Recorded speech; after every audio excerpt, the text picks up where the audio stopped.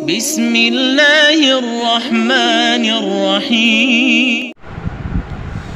السلام علیکم ورحمۃ اللہ وبرکاتہ۔ 6 کام ایسے ہیں جن میں جلدی کرنا سنت ہے، باقی اس کے علاوہ جو جلدی کرنے والے کام ہوتے ہیں وہ شیطانی کام ہوتے ہیں۔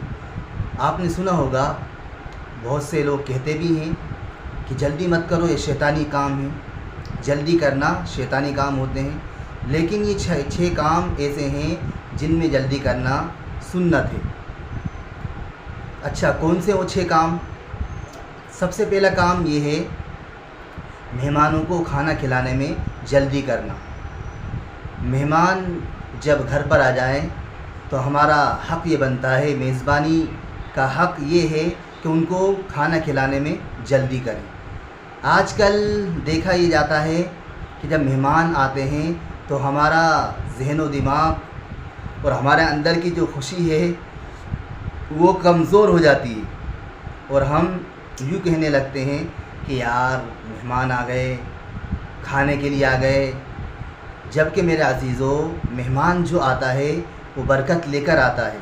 اللہ رب العزت اس کے ذریعے سے ہمارے گھر میں برکت عطا فرماتے ہیں۔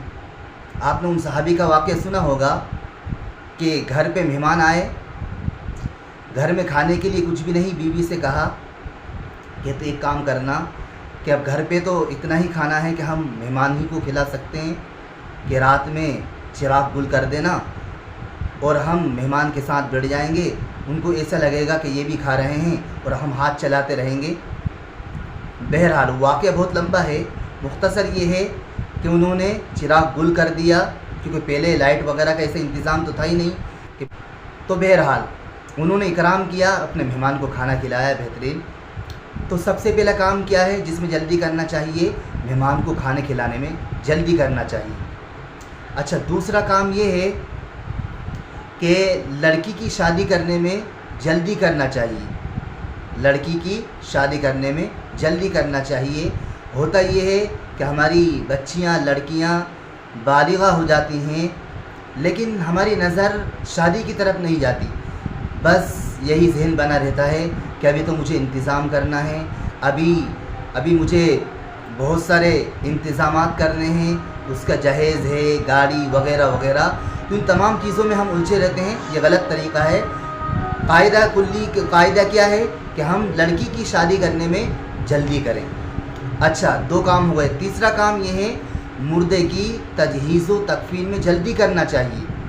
ہوتا یہ ہے کہ جب انتقال ہو جاتا ہے تو ہم لیٹ کرتے ہیں، بہت زیادہ لیٹ کرتے ہیں، اور سننے میں یہ بھی آتا ہے کہ ہم میت کو برف وغیرہ میں رکھ دیتے ہیں، تو یہ غلط طریقہ ہے، جبکہ کیا کہا گیا کہ میت کی تجہیز و تکفین میں بالکل بہت جلدی کرنا چاہیے۔ چوتھا کام یہ ہے کہ توبہ کرنے میں جلدی کرنا چاہیے۔ کوئی گناہ ہو جائے تو ہم جلدی کریں، کیونکہ مومن کی شان کے خلاف ہے کہ ہم سے اگر کوئی گناہ ہو جائے، خطا اور غلطی ہو جائے، اور ہم معافی تلافی نہ کریں اللہ رب العزت سے، تو یہ بہت بڑی محرومی کی بات ہے۔ گناہ ہو جائے تو ہم توبہ اللہ کرنے میں جلدی کرنا چاہیے ہم کو۔ 5واں کام یہ ہے کہ جب اذان ہو جائے تو اذان سن کر مسجد میں جانے کی جلدی کرنا چاہیے۔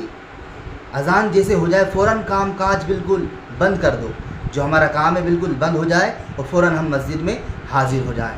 یہ 5 کام ہو گئے۔